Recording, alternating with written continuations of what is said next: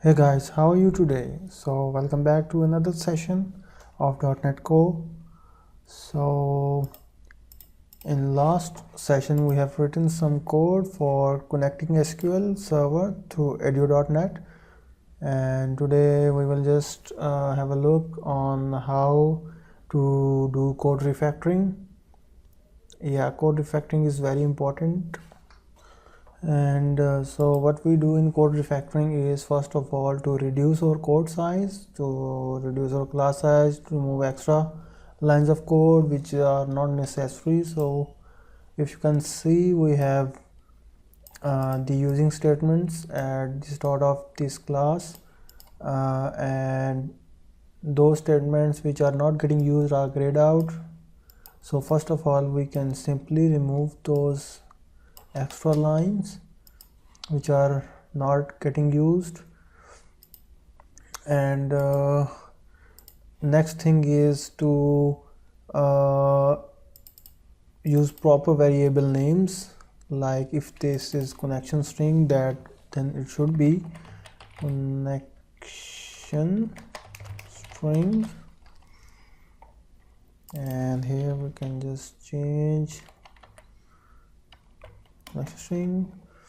Yeah, this is query, and what we can do is SQL connection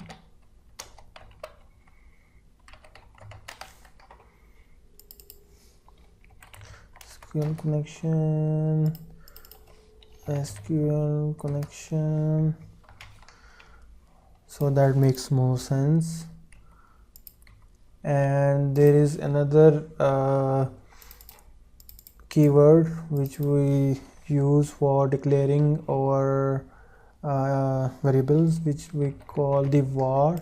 What var does is the var we used for implicitly type the variable of as it is of the same type. So var connection string, a string is same as like we have written the string here and string connection string and giving that variable a string.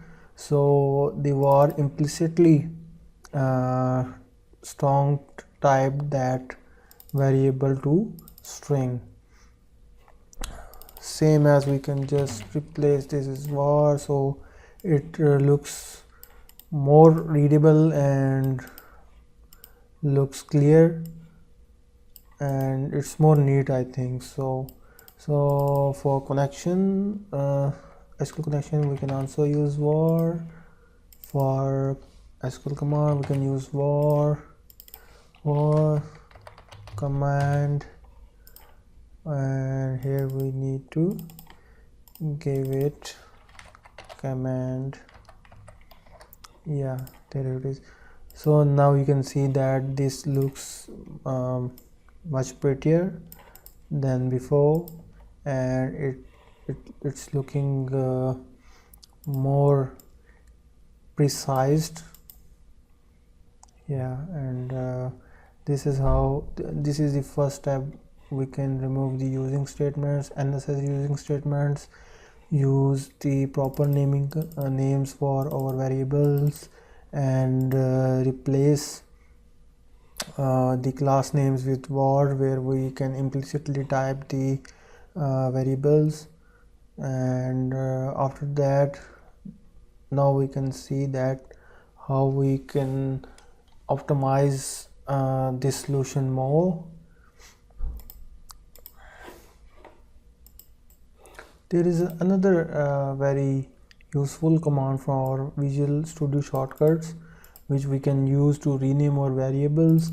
We can do that by just pressing F2 or pressing Ctrl R 2 times, and so if we can rename it, it will update its reference throughout the file from everywhere. So if we can say this is a data reader, so now we don't need to rename everywhere manually. It will rename the variables everywhere where we have used so that's very awesome for editing editor point of view. So yeah, there we just have missed over. So yeah, that's it. Let's just run this code to get our results.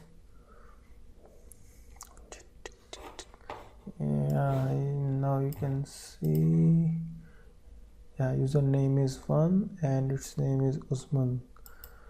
Same result we had before in our last video. So this was the first first steps or very basic steps to optimize, minimize, standardize our .NET code. If we can see this code from the architectural point of view, then we can say this is not an optimized or properly structured code, because in this code behind file against this event we just have put our logic of accessing database, which would be the part of our DLL, the data DAL, the data access layer. So first of all, this code is not, this code doesn't belongs here. Here we just need to call a method from a data access layer, which internally should call our database and bring back our results. So let's do it. Let's create, and what should we say, a new project. Inside the solution we say let's add the class library, yeah, and let's rename it DL for data access layer, and here we add a folder for data access layer, and let's select it so that our DL solution reside inside this in this folder, in this physical location. Press OK. Yeah, that's it. So yeah, that's it. Let's add a class here. Just rename it. That would say SQL. Yeah, just write it like SQL. Yeah, SQL, public class SQL, and let's reopen our code. Copy this.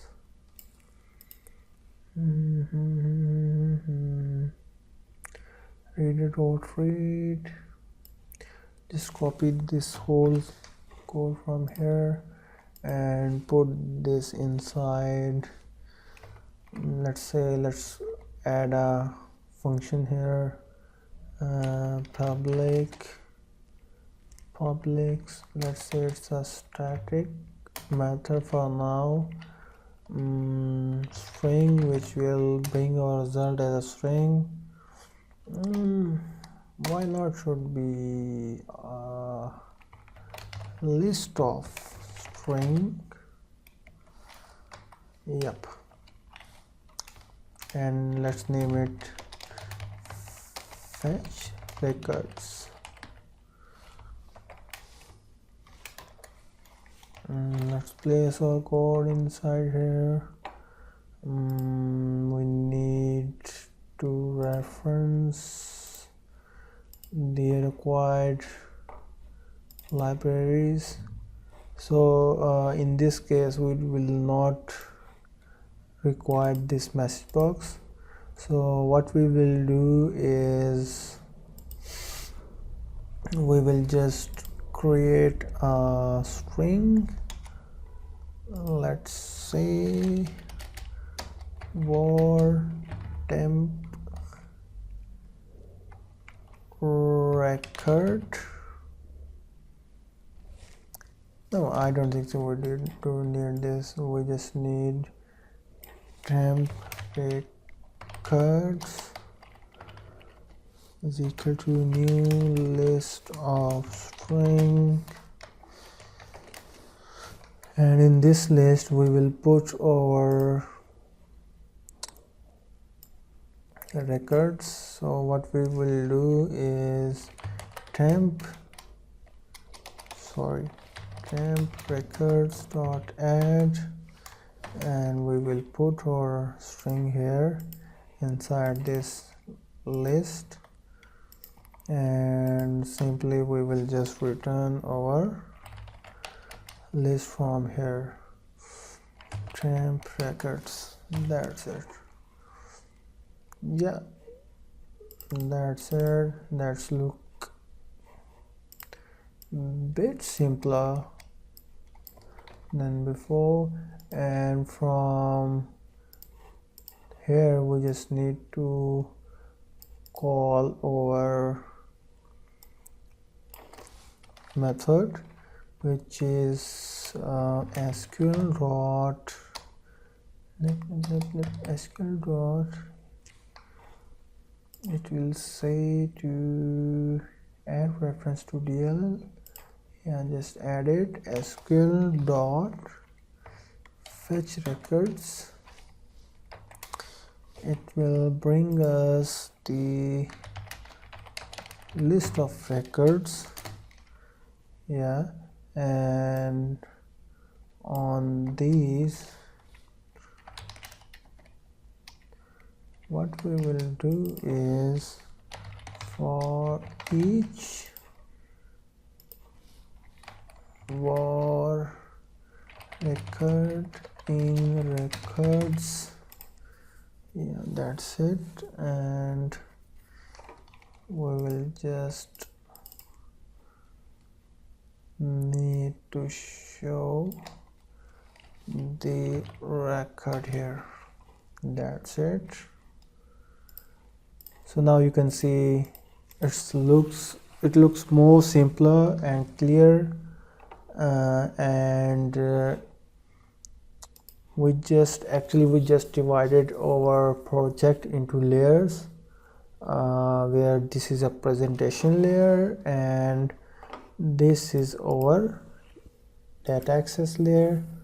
The presentation layer is from inside, and on an event trigger we just calling our data access layer to give us the list of records, and now we are giving responsibility to iterate and show the records to our presentation layer here, and this makes more sense. Yeah, just remove that reference. That's it. Let's give it a run. We'll see how it works. Yep, it's working. Why not just add a debugger so that we can see while it's executing. Yeah, that's it. Let me press button. We have debugger here. Let's step down, step into it. Now we are in fetch records method, and we are getting list of records, which is one record for now. Yeah, and that's it, and we are showing our record in a message box. That's it. Awesome. It works as expected.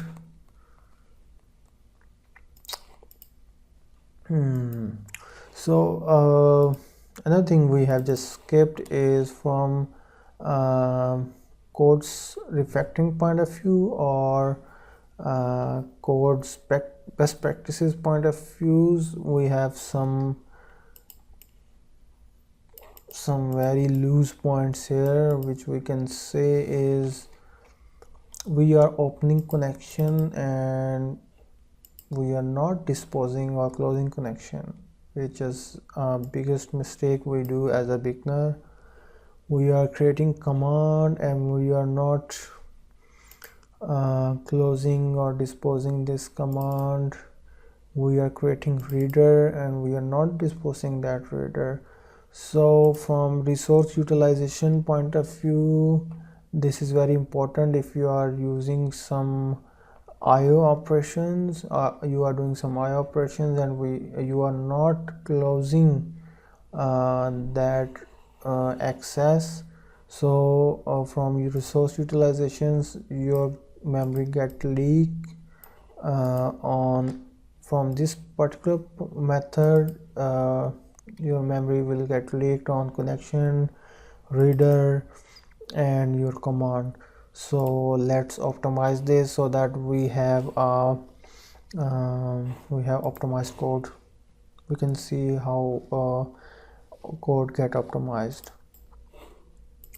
So let's optimize this, and first of all we need a try catch here where we are opening a connection, so that in case of any exception we have handled it. And let's move this temp records at top so we can access this temp records from inside this try block. And in catch we just exception, and let's handle it inside here.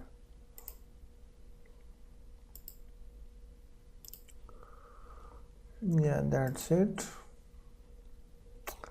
And after all of this we need to close our connection first. SQL connection dot close, so that our connection is not opened even we have closed this program. So it's very important to close our open connection. And after that, command dot dispose and reader dot reader. Where is reader? Yeah, there it is. So we don't have access to reader here. Let's create SQL reader object and give it a name to reader, and from inside here we just initialize our reader. Okay, now we will have access to reader dot close, so that what is saying, let's initialize this one with null. Yeah, that's it. Now we have connection, command and reader, and from inside try block we have open connection. We are executing our reader, and once we have done all of this successfully, we are closing our connection, we are disposing our command, we are closing our reader. Yeah, that's it. That's more like properly written code. Let's just give it a run so that we can verify. Yeah, that's it. It's awesome. So guys, that's it for this session. Let me repeat what we have done today. First of all, we removed extra using statements so that our code get shrink and we have less code to manage. After that, we have seen that how we can use var instead of proper data types, as this is a strongly typed implicit variable. And after that, we have seen that how we can rename our variables. Control R 2 times if you press, then if you change your name of your variable, it gets changed everywhere. So that was a cool stuff. And after that, we have seen that how and where the relevant code should reside. As we have seen, this is an event, and in this event implementation, which is a button click event, we don't need to add our data access logic here. It doesn't belong here. It should be reside on its own data access layer, which is this DL. And from this presentation point of view, on this presentation, it should call that layer and get its required list of records, and this layer just have responsibility to display these set of records in the message box. So that's it. Let me push this code over here on this repo we have created last time. Let me ignore custom pattern, the whole bin. Okay, let me ignore obj folder, don't need that. So we need assembly info, sql.cs, this CS proj of SQL connection project, the UI project. Yeah, these are the changes and these are the new addition. Let me push this. DL introduced for layered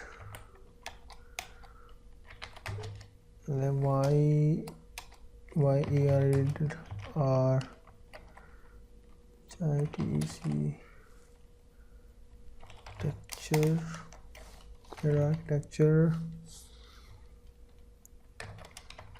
clean and refactored code.